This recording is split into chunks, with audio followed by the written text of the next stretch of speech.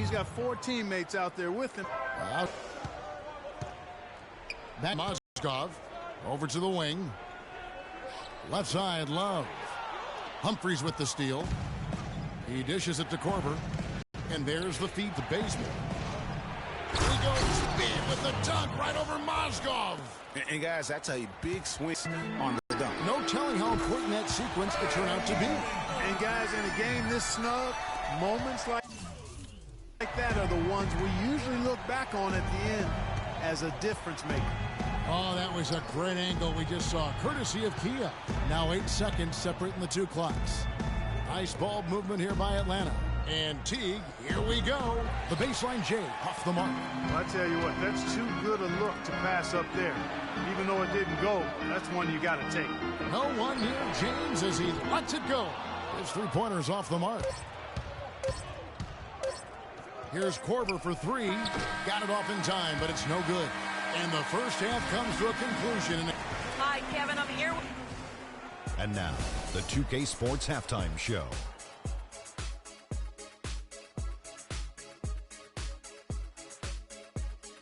Hello again, everybody. Ernie Johnson here alongside Kenny. LeBron James had it going on in the first quarter. He had 10 points, 3 rebounds, and 1 block. Kenny, your thoughts? How are the Cap? So that does it for us. Hope you enjoyed our halftime show. Now, we take you.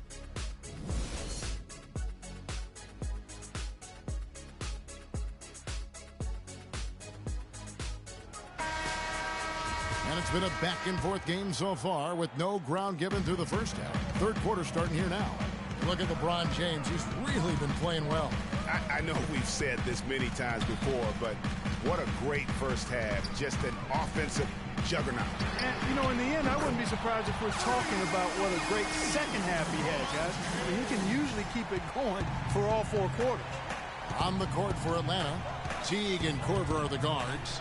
Millsap at power forward with Horford at the center. And it's Bazemore at the 3. The dish to Korver. Millsap a screen. Clock at 6. And it's Korver off the drive. Millsap fires from the top of the key. He buries it. Millsap's got 8. Well, a word you'll hear in the NBA these days is gravity. Property of great shooters to draw defenders out and space the floor. A few players with more gravitational pull, I guess you could say, than Kyle Korver. Yeah, he commands a lot of defensive attention, actually superstar level attention. Horford against Mozgov. Teague with a clean look. And it's off from 3-point range. Cleveland's gone 1 of 2 from beyond the arc since coming out of the break. James dishes to Mozgov. Out of bounds, Atlanta will take possession. Atlanta making some changes. Cephalosha comes in for Kent Bazemore. And Dennis Schroeder's sub-11. And we're about a minute and a half here into the second half.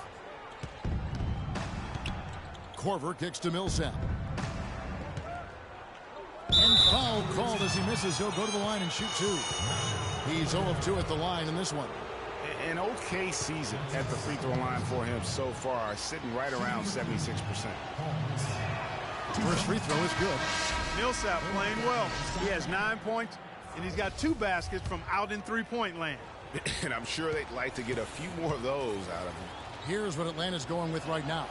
Mike Scott comes in for Al Horford. And Tim Hardaway Jr. subbed in for Kyle Korver.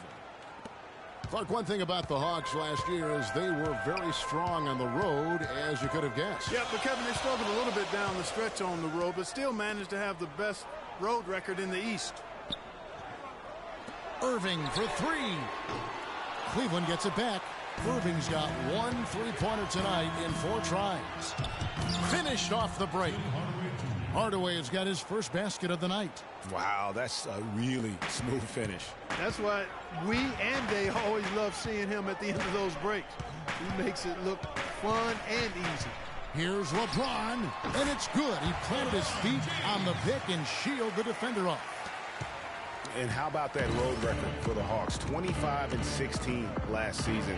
9 of those wins came during that 19-game winning streak in early 2015.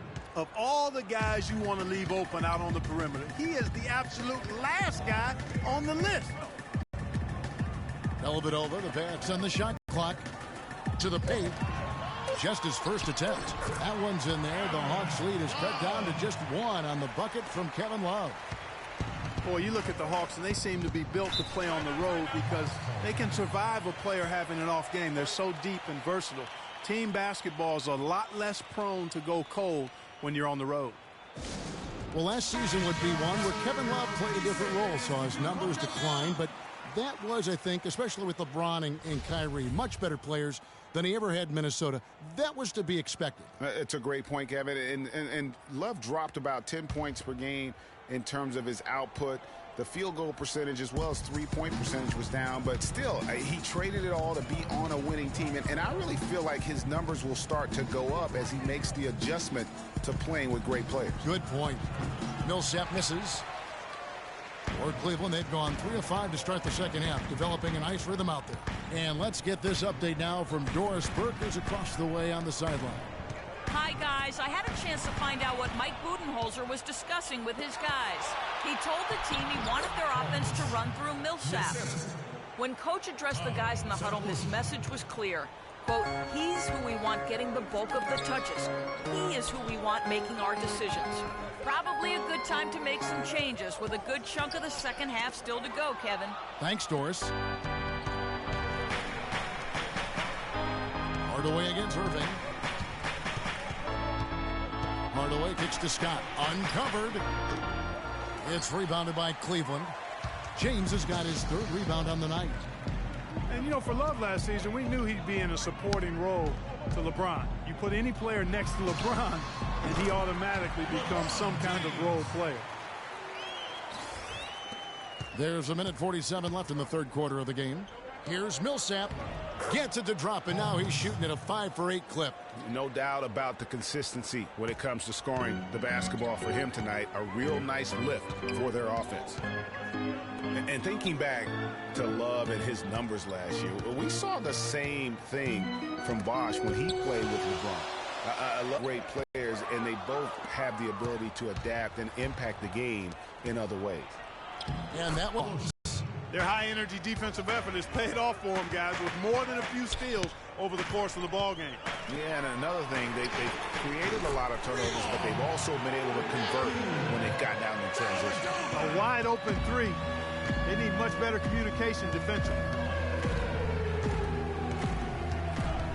Shooter kicks to Hardaway.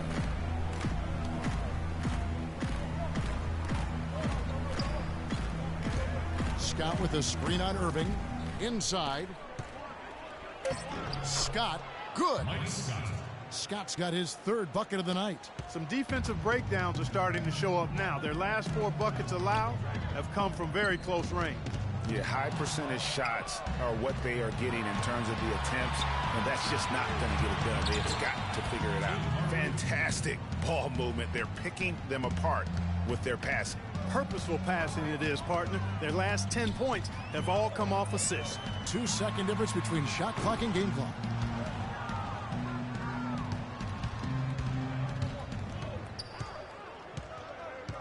Now here's Schroeder. Defense is right there. Right side Hardaway. The putback, and it's slammed in by Millsap. And now an 8-point Hawks lead. Tell you what, coaches love to see that kind of hustle, guys. I mean, getting after it on the offensive board, that's always a winning play. Absolutely. Yeah. The hustle's great, guys, but I think we all prefer to see the finish when you can go up and throw it down like that.